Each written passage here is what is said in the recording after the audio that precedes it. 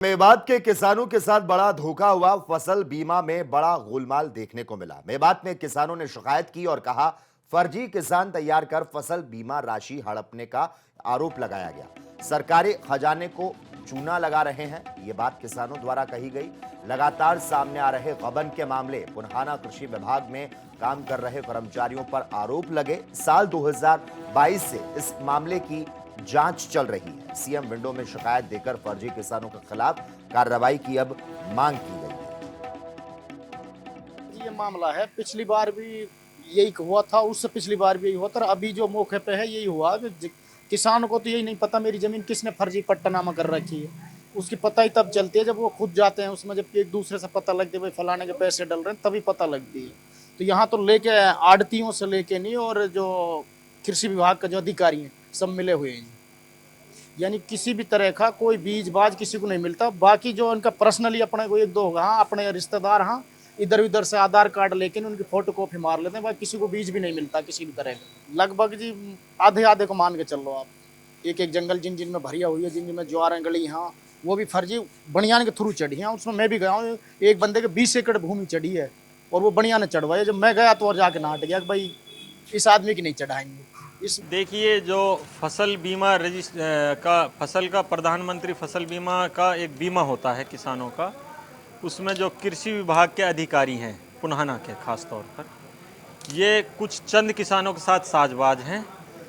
और ये जो बीमा कंपनी होती है, जो सर्वेयर होता है, जो फसल का नुकसान का मुआयना करने के लिए आता है, उन लोगों से ये लोग साझबाज हैं और अपने चंद चहेते किसानों के ये फसल बीमा, प्रधानमंत्री फसल बीमा का रजिस्ट्रेशन कराते हैं।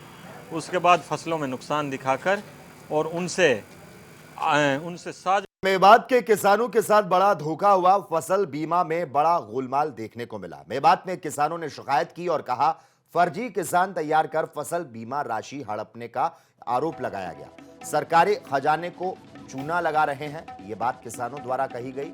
लगातार सामने आ रहे गबन के मामले, पुनहाना कृषि विभाग में काम कर रहे कर्मचारियों पर आरोप लगे। साल 2022 से इस मामले की जांच चल रही है। सीएम विंडो में शिकायत देकर फर्जी किसानों के खिलाफ कार्रवाई की अब मांग की गई है।